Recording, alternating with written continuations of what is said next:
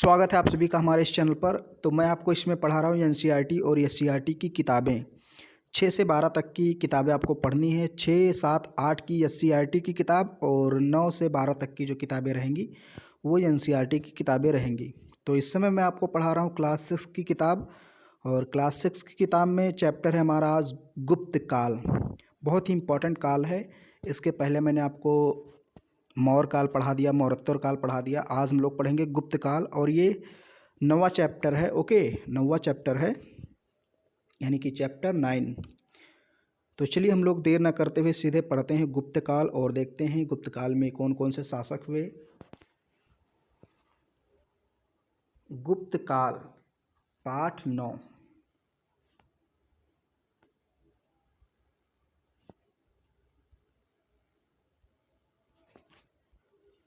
दिल्ली में स्थित मेहरौली लौह स्तंभ में चंद्र नामक शासक की विजयों का वर्णन है।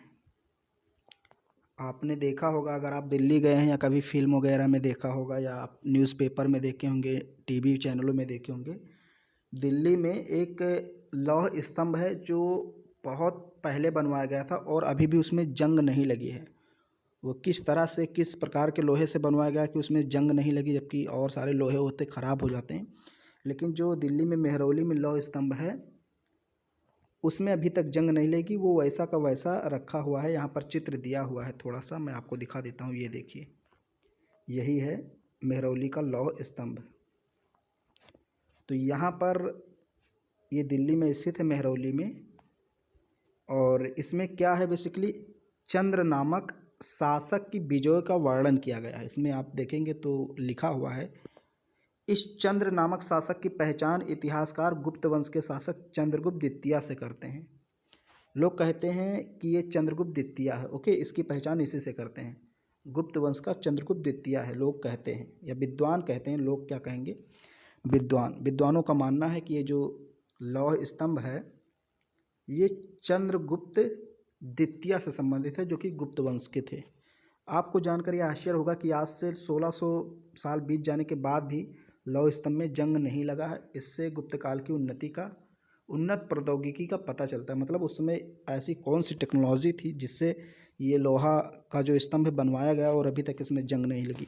ये सोचने वाली बात है। वही आपसे बता रहा कि यानी कि उस समय की जो टेक्नोलॉजी थी, प्रौद्योगिकी थी, वो उन्नत अवस्था में थी। फिर अब हम लोग पढ़ते हैं, कुषाणों के पश्चात एक नए वंश का उदय हुआ। यह वंश था गुप्त वंश। ओके, तो मैंने बताया मौर्य वंश पहले स्थापित हुआ था। फिर उसके बाद मौर्य वंश की जब समाप्ति हुई तो कई छोटे छोटे शासक आए, जैसे कर्ण वंश, शुंग वंश, सातवाहन वंश, और कई विदेशी वंश आए जैसे कुषाण, शक, पल्लव, यूनानी। तो जब इन सभी वंशों का समाप्तिकरण हुआ, ये सभी वंश समाप्त हुए, कुषाण जो वंश था जब ये समाप्त हो तो इसके बाद किस वंश की स्थापना हुई? गुप्त वंश की। गुप्त साम्राज्य भारत में लगभग 319 से 20 ईस्वी में स्थापित हो। मतलब इसी के मध्य में 319 या 20 का आसपास का क्षेत्र था, उसी में इसकी स्थापना हुई। और इस राजवंश ने भारत के विशाल भूभाग पर लगभग 200 वर्षों से अधिक समय तक शासन किया। गुप्त वंश ने लगभग 200 वर्षों से अधिक समय तक भारत की विशाल सरजमी पर शासन किया। गुप्त सम्राटों ने विशाल साम्राज्य स्थापित कर लिया था, और विशाल साम्राज्य स्थापित करके केंद्रीय शक्ति को सुदृढ़ किया। गुप्त शासकों ने व्यापार, साहित्य, कला, स्थापत्य, विज्ञान, तकनीकी के विकास को बहुत ज़्यादा प्रोत्साहन दिया। ओके, जो गुप्त वंश के जो शासक होते थे ये इंटरेस्टेड होते थे साहित्य में, कला में, स्थापत्य, विज्ञान, तकनीकी, यानी ये सारी चीज़ें इनको पसंद थी और इनको काफ़ी प्रोत्साहन देते थे। गुप्त शासकों ने व्यापार, साहित्य, कला, स्थापत्य, विज्ञान एवं तकनीकी के विकास को बहुत अधिक प्रोत्साहित किया। गुप्त काल में देश धन धान्य से परिपूर्ण था। मतलब देश समृद्धि की अवस्था में था, समृद्धि बहुत ज़्यादा थी, इसलिए गुप्त काल को स्वर्ण काल भी कहा जाता है भारत का। तो किस काल को भारत का स्वर्ण काल कहा जाता है? गुप्त काल को। बहुत इंपॉर्टेंट क्वेश्चन। मेहरौली का लौह स्तंभ मैंने आपको दिखाई दिया। गुप्त काल को भारत का स्वर्ण काल कहा जाता है। अब है गुप्त वंश के बारे में। यहाँ पर है, गुप्त वंशावली में प्रथम शासक के रूप में श्रीगुप्त द्वितीय शासक के रूप में घटोत्कच का नाम आता है। ओके, तो जो पहला शासक था गुप्त वंश का वो था श्रीगुप्त, जिसने स्थापना की थी। फिर दूसरा शासक आता है घटोत्कच। ये दोनों ही प्रभावहीन शासक थे, मतलब इनका नाम इतिहास में बहुत ज़्यादा नहीं लिया जाता क्योंकि ये इन्होंने कोई बड़ा काम किया नहीं, तो बहुत प्रभावहीन थे, इनका कोई प्रभाव नहीं था। इस वंश के प्रथम शक्तिशाली शासक चंद्रगुप्त प्रथम थे। इन्होंने महाराजा धीराज की उपाधि धारण की। तो चंद्रगुप्त प्रथम ने किसकी उपाधि धारण की? महाराजा धीराज की। ये क्वेश्चन आपसे पूछ सकता है कि महाराजा धीराज की उपाधि धारण करने वाला प्राचीन काल का शासक कौन था? चंद्रगुप्त प्रथम। चंद्रगुप्त प्रथम ने महाराजा धीराज की उपाधि धारण की। चंद्रगुप्त प्रथम ने ही गुप्त संवत चलाया। ओके, तो कनिष्क ने शक संवत चलाया था, मैंने आपको बताया था। और यहाँ पर है गुप्त संवत किसने चलाया? चंद्रगुप्त मौर्य ने। इसकी रानी का नाम कुमार देवी था। चंद्रगुप्त मौर्य की जो रानी थी, इनकी रानी का नाम क्या था? कुमार देवी, जो लिच्छवी गणराज्य की राजकुमारी थी। लिच्छवी गणराज्य था, उसकी राजकुमारी थी कुमार देवी। उन्हीं से शादी हुई थी चंद्रगुप्त प्रथम की। इस वैवाहिक संबंध ने गुप्त सत्ता के विस्तार में महत्वपूर्ण भूमिका निभाई। मैंने आपको बताया था एक वीडियो में। सीक्वेंस से सारे वीडियोस को देखेंगे तो आपको समझ में आएगा कि अपने साम्राज्य को बढ़ाने के लिए जो शासक होते थे ये कई तरह के तरीके अपनाते थे। शादी करना, युद्ध करना, संधि करना। ओके, तो चंद्रगुप्त प्रथम ने क्या किया था? कुमार देवी से शादी किया था, जो लिच्छवी गणराज्य की राजकुमारी थी।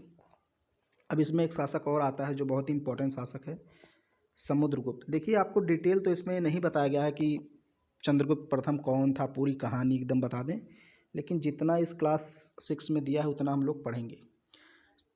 चंद्रगुप्त प्रथम के बाद उसका बेटा यानी उसका पुत्र समुद्रगुप्त शासक बना। तो चंद्रगुप्त प्रथम के बाद गुप्त वंश का शासक समुद्रगुप्त बना। समुद्रगुप्त महान विजेता था, उसे कभी भी पराजय का सामना नहीं करना पड़ा। पश्चिमी इतिहासकारों ने ही समुद्रगुप्त की तुलना नेपोलियन से की है। समुद्रगुप्त को भारत का नेपोलियन भी कहा जाता है, यह भी ध्यान में रखिए। ओके, समुद्रगुप्त ने आर्यावर्त के 9 शासकों को पराजित कर उनके राज्यों को अपने साम्राज्य में मिला लिया। बहुत बड़ी बात है, इसीलिए समुद्रगुप्त का नाम बहुत ही ढंग से लिया जाता है, बहुत ही अच्छी तरीके से लिया जाता है और इसका प्रभाव बहुत ज़्यादा है भारत में। भारत के प्राचीनतम शासकों में से और एक मजबूत शासक था। ओके, प्रभावशाली शासक था। तो जबकि दक्षिणापथ के 12 राज्यों को जीतने के बाद उनसे उपहार कर प्राप्त कर मुक्त कर दिया। यानी दक्षिणापथ यानी दक्षिण में इसने 12 राज्य जीत लिए थे, लेकिन उनको वापस कर दिया, उनसे टैक्स वसूलने का काम जारी रखा, बाकी उनका राज्य उनको सौंप दिया। तो देखिए 12-9 लगभग 21 राज्य को इसने जीता था, बहुत बड़ा काम किया। विजय प्राप्त करने के बाद समुद्रगुप्त ने अश्वमेध यज्ञ किया। तो अश्वमेध यज्ञ करने का काम किस शासक ने किया? तो गुप्त वंश के एक शासक थे समुद्रगुप्त, उसने अश्वमेध यज्ञ किया। इसमें क्या होता था? अश्वमेध घोड़ा अंकित मुद्रा को भी इसने चलाया। ओके, एक मुद्रा का इसने प्रचलन किया, उसमें घोड़ा बना हुआ था, अश्वमेध। ओके, फिर है समुद्रगुप्त की विजयों का वर्णन प्रयाग प्रशस्ति में मिलता है। एक ग्रंथ का नाम है प्रयाग प्रशस्ति, इसी में समुद्रगुप्त की विजय का वर्णन मिलता है। प्रयाग प्रशस्ति की रचना किसने की थी? देखिए यहाँ पर लिखा भी है, समुद्रगुप्त के दरबारी कवि हर्षेण ने। ये समुद्रगुप्त का दरबारी था, यानी उसके दरबार में रहता था। तो हर्षेण ने प्रयाग प्रशस्ति की रचना की थी, जो इलाहाबाद स्थित अशोक स्तंभ पर उत्कीर्ण है। इलाहाबाद में यानी प्रयागराज वर्तमान में अशोक स्तंभ लगा हुआ है, वहाँ पर ये जो प्रयाग प्रशस्ति जो रचना थी हर्षण ने की थी, उससे संबंधित कुछ उल्लेख किया गया है। ये देखिए गुप्त काल कहाँ कहाँ तक फैला था, इसमें बहुत ज़्यादा स्पष्ट तो है नहीं, लेकिन ये जो हरे रंग का है यही गुप्त काल है। ओके, ये गुप्त वंश है, जहाँ जहाँ हरा है ये लगभग ऐसे पूरा एकदम फैला हुआ है। तो स्पष्ट आपको कुछ लिखा नहीं आ रहा होगा स्पष्ट। अब ये देखिए प्रयाग प्रशस्ति कुछ लिखा हुआ है इसमें। प्रशस्ति ये जो ग्रंथ है मैंने बताया था, ये देखिए कुछ लिखा है, आप समझ नहीं पाएंगे किस लैंग्वेज में। इस प्रशस्ति पर लिखे अक्षरों पर ध्यान दीजिए। इनसे क्या किसी अक्षर को आप पहचान सकते हैं? इन अक्षरों को आपने पहले कहाँ देखा है? तो इसको पहचानिए भाई। फिर है चंद्रगुप्त द्वितीय। ओके, इसके बारे में भी पढ़ लेते हैं हम लोग। 1 मिनट। समुद्रगुप्त के बाद उसका पुत्र चंद्रगुप्त द्वितीय राजगद्दी पर बैठा। चंद्रगुप्त द्वितीय ने 400 वर्षों से मालवा गुजरात में शासन कर रहे शकों को हराया। मालवा में अभी भी शकों का शासन था, जो 400 वर्षों से शासन करते आ रहे थे मालवा गुजरात में। ओके, तो चंद्रगुप्त द्वितीय ने इनको पराजित किया और इनका साम्राज्य अपने आप में मिला लिया। शक विजय के उपलक्ष्य में इन्होंने चांदी के सिक्के चलाए तथा विक्रमादित्य की उपाधि धारण की। बहुत इंपॉर्टेंट क्वेश्चन, कई बार पूछा गया है। तो शकों को पराजित किया, इस खुशी में इसने क्या किया? चंद्रगुप्त द्वितीय ने विक्रमादित्य की उपाधि धारण की और चांदी के सिक्के चलवाए। तो किसने शकों को पराजित किया था, उसके बाद चांदी के सिक्के चलवाए, विक्रमादित्य की उपाधि धारण की? तो चंद्रगुप्त द्वितीय ने, गुप्त वंश का शासक था। फिर इसके बाद शासक आते हैं कुमारगुप्त और स्कंदगुप्त। इनके बारे में भी थोड़ा थोड़ा दिया है। चंद्रगुप्त विक्रमादित्य के बाद क्रमशः कुमारगुप्त स्कंदगुप्त गद्दी पर बैठे। स्कंदगुप्त के शासन काल में गुप्त साम्राज्य पर हूणों ने आक्रमण कर दिया। विदेशी आक्रमण था। ओके, तो हूणों ने आक्रमण किया। उस समय गुप्त काल में किसका शासन था? ओके, गुप्त काल में किस वंश, गुप्त काल में कौन सा जो शासक था वो राज कर रहा था? तो जब हूणों ने आक्रमण किया तो उस समय गुप्त वंश का शासक था स्कंदगुप्त। ये स्कंदगुप्त। ओके, स्कंदगुप्त के शासनकाल में गुप्त साम्राज्य पर हूणों ने आक्रमण कर दिया। हूण मध्य एशिया की क्रूर एवं बर्बर जाति के लोग थे। ये कहाँ से थे? मध्य एशिया से थे। ओके, हूण कहाँ से आए थे? ये मध्य एशिया के बर्बर एवं क्रूर जाति के लोग थे। स्कंदगुप्त ने सफलतापूर्वक हूणों को पराजित कर दिया। स्कंदगुप्त इस युद्ध में जीत जाता है। स्कंदगुप्त के समय सुदर्शन झील का जीर्णोद्धार करवाया गया। सुदर्शन झील का जीर्णोद्धार करवाया गया मतलब सुदर्शन झील को सही कराया गया। स्कंदगुप्त के बाद गुप्त वंश के उत्तराधिकारी हूणों का प्रहार नहीं रोक सके। यानी कि जब स्कंदगुप्त की मृत्यु, इसके बाद जो गुप्त वंश के उत्तराधिकारी हैं आते हैं, वो इनका मुकाबला नहीं कर पाते, हूणों का मुकाबला नहीं कर पाते हैं। बुद्धगुप्त के समय से ही गुप्त साम्राज्य विघटित होने लगा। 6ठी शताब्दी के आरंभ में गुप्त वंश का अंत हो गया। यानी कि अंतिम शक्तिशाली शासक आप कह सकते हैं स्कंदगुप्त ही था। उसके बाद कमज़ोर शासक आए और फिर इस प्रकार ये गुप्त वंश समाप्त होने लगा। ये देखिए यहाँ पर साम्राज्य विभाजन दिया है कि गुप्त काल में कैसे साम्राज्य विभाजित था। तो साम्राज्य विभाजन, जो साम्राज्य था वो कई प्रांतों में विभक्त था जिसे भुक्ति कहा जाता था। और प्रांत जो होते थे कई जिलों में विभाजित होते थे जिसे विषय कहा जाता था। और जिला जो होता था ये कई गांवों में यानी कई ग्रामों में विभाजित होता था जिसे बिथी कहा जाता था। और ये बिथी जो होते थे ये कई ग्रामों में विभाजित होते थे। तो थोड़ा सा आपको विभाजन दिया है साम्राज्य का। प्रशासन देख लेते हैं उस समय कैसा था, यानी जब गुप्त काल स्थापित था भारत में। गुप्त काल में सम्राट का शासन का केंद्र होता था। सम्राट शासन का केंद्र होता था, यानी कि सम्राट की ही चलती थी पूरा जो प्रभाव रहता था वो सम्राट का ही रहता था। राजा की सहायता के लिए मंत्री परिषद होती थी, कुछ लोगों की एक सभा होती थी। ओके, तो इसमें कहा गया जिसके सदस्यों को अमात्य कहा जाता था। यानी मंत्री परिषद जो होती थी, जो राजा को सलाह देती थी, उसके सदस्यों को क्या कहते थे? अमात्य। गुप्त साम्राज्य, ये देखिए गुप्त जो साम्राज्य था ये भुक्ति यानी प्रांत में विभाजित था। प्रांत के प्रमुख को उपरिक कहा जाता था। ये इंपॉर्टेंट, ये सारी क्वेश्चन अब यहाँ पर टेक्निकल क्वेश्चन आपसे पूछा जा रहा है। तो गुप्त साम्राज्य जो था, जैसे आज हमारा देश कई प्रांतों में कई राज्यों में विभक्त है, वैसे गुप्त साम्राज्य कई प्रांतों में विभक्त था जिसे भुक्ति कहते थे। और जो उसका मुखिया होता था भुक्ति का, उसको उपरिक कहा जाता था। प्रशासन की सबसे छोटी इकाई ग्राम थी, मैंने अभी आपको बताया। गुप्त काल में राज्य के अधिकारियों को नगद वेतन के स्थान पर भूमि दी जाती थी। ये यूपीएससी लेवल का क्वेश्चन है।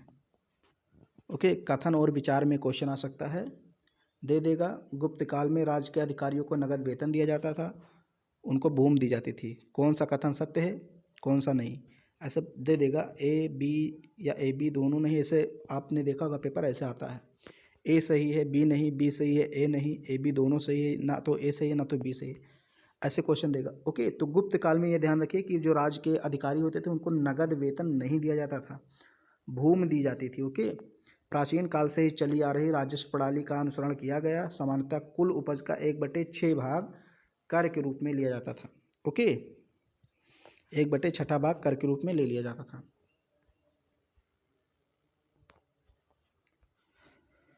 यानी कि अगर आप 60 रुपये कमाए तो उसका 1/6 भाग यानी 10 रुपये राजा का होता था। इस तरह आप समझ सकते हैं। फिर है धर्म। उस समय धर्म की स्थिति क्या थी। गुप्त शासक वैष्णव धर्मानुयायी थे। ओके, ये वैष्णव धर्म माने थे। ये दक्षिण भारत में 2 धर्म उपजे थे, एक प्रकार से वैष्णव और शैव। ओके, तो वैष्णव मतलब विष्णु धर्म के जो उपासक होते थे, जो विष्णु धर्म की पूजा करते थे, विष्णु भगवान की, उनको वैष्णव कहा जाता था। तो जो गुप्त शासक था, यानी कि जितने भी गुप्त शासक हुए वैष्णव धर्म अनुयायी थे, इन्होंने परम भागवत की उपाधि धारण की। गुप्त शासकों का राजकीय चिन्ह गरुड़ था। ये इंपॉर्टेंट क्वेश्चन है, ये पूछा जा सकता है। जो गुप्त शासक है इनका राजकीय चिन्ह क्या था। गरुड़ एक जानवर का नाम है, पक्षी होता है विशेषकर, अब वो जानवर ही कह लीजिए, लेकिन वो पक्षी होता है गरुड़। जिसमें जान है वो जानवर है, तो पक्षी आप कहिए तो ज़्यादा ठीक रहेगा मेरे ख्याल से, मैंने जानवर कह दिया उसको। गुप्त साम्राज्य की उपलब्धियां क्या क्या थी।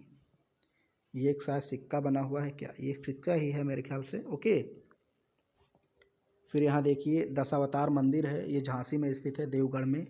झांसी में एक स्थान है देवगढ़, वहाँ पर ये दशावतार मंदिर है।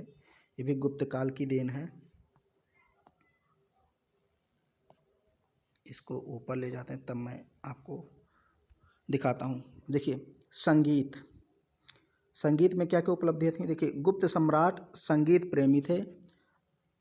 कुछ सिक्कों पर बीड़ा बजाते हुए सम्राट समुद्रगुप्त का चित्र अंकित है। तो ये सिक्का जो मैंने आपको बताया, यहाँ पर देखिए ये जो समुद्रगुप्त है बीड़ा बजाते हुए दिखाया गया है। कला, स्थापत्य कला, मूर्ति कला, चित्रकला इस युग की महान देन है। ओके, भूमरा नामक स्थान पर ध्यान दीजिए, भूमरा नामक स्थान पर शिव मंदिर का चबूतरा एवं शिवलिंग ही शेष रह गए हैं। शिव मंदिर का चबूतरा एवं शिवलिंग ही शेष रह गए हैं। गुप्तकालीन मंदिर का सर्वोत्तम उदाहरण देवगढ़ का दशावतार मंदिर है। ये है, यहाँ आपको स्पष्ट नहीं दिख रहा है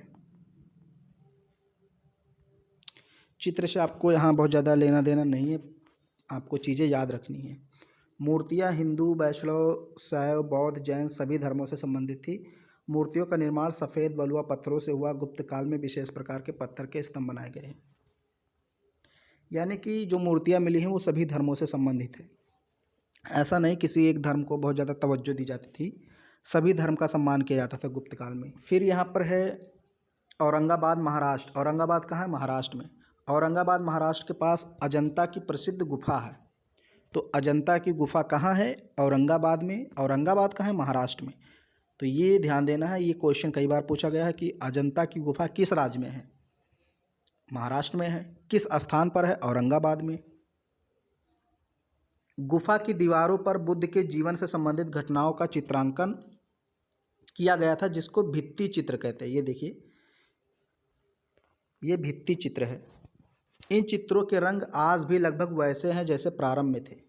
अक्सर क्या होता है, जो आजकल की मूर्तियां बनाई जाती हैं, इमारतें बनाई जाती हैं, उनका रंग 3-4 सालों में उड़ जाता है। लेकिन ये जो मूर्तियां बनाई गई, भित्ति चित्र बनाए गए हैं पत्थरों पर, इनका रंग वैसे का वैसे है।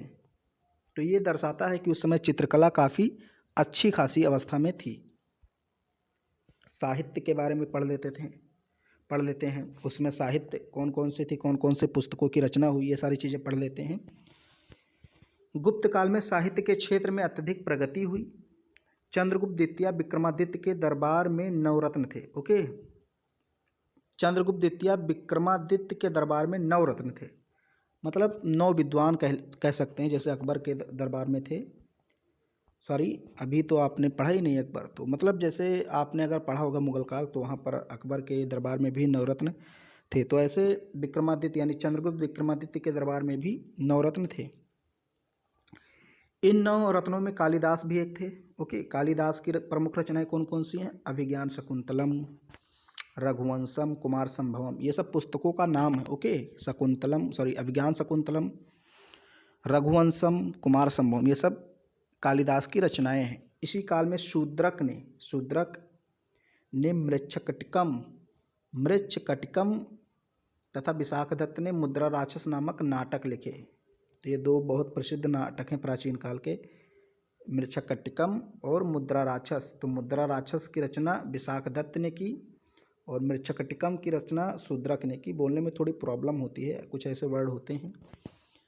इस काल में पुराणों की रचना प्रारंभ हुई तथा विष्णु शर्मा द्वारा पंचतंत्र की रचना की गई। विष्णु शर्मा ने पंचतंत्र की रचना की, जिसमें लिखी गई कहानियां बच्चों को सूझबूझ की जानकारी देती हैं। रामायण महाभारत को भी इसी समय अंतिम रूप दिया गया।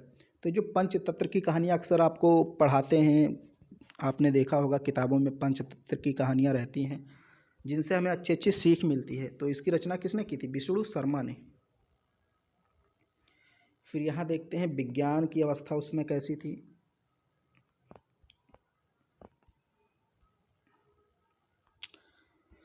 इस काल में विज्ञान के क्षेत्र में भी विशेष प्रगति हुई। इस काल के प्रसिद्ध वैज्ञानिक कौन थे? आर्यभट्ट। तो गुप्त काल के वैज्ञानिक कौन थे? आर्यभट्ट। इन्होंने बताया कि पृथ्वी गोल है, वह सूर्य का चक्कर लगाती है।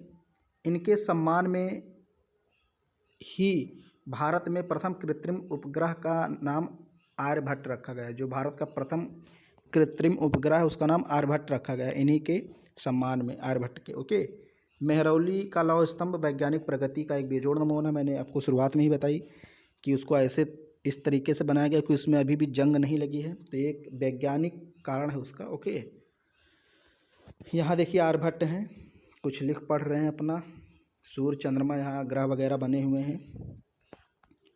वारामिहिर चंद्रगुप्त विक्रमादित्य के दरबार के नवरत्नों में से एक थे। ओके, तो वारामिहिर भी थे। वारामिहिर चंद्रगुप्त विक्रमादित्य के दरबार के नवरत्नों में से एक थे। वारामिहिर प्रथम व्यक्ति थे जिन्होंने कहा कि कोई शक्ति ऐसी है जो चीज़ों को जमीन के साथ चिपकाए रखती है। आज इसी शक्ति को गुरुत्वाकर्षण कहते हैं। तो वैसे गुरुत्वाकर्षण की खोज न्यूटन ने की, इसका श्रेय न्यूटन को जाता है, लेकिन कहीं ना कहीं संकेत वारामिहिर ने दे दिया था। इन्होंने कहा कि कोई ऐसी शक्ति है जो हर एक चीज़ को पृथ्वी से जोड़ कर रखती है, चिपका देती है, और बाद में उसी को नाम दे दिया गया गुरुत्वाकर्षण। शक्ति को क्या नाम दिया गया उस वाली? गुरुत्वाकर्षण। फिर है